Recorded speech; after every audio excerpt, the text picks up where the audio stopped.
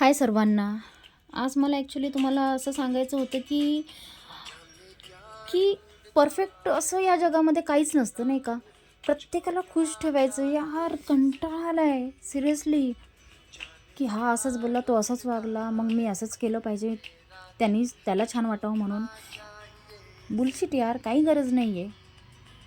आणि ॲक्च्युली ना, इतकं दडपण येतं ना, प्रेशर येतं, की कुठे चुकतंय नक्की?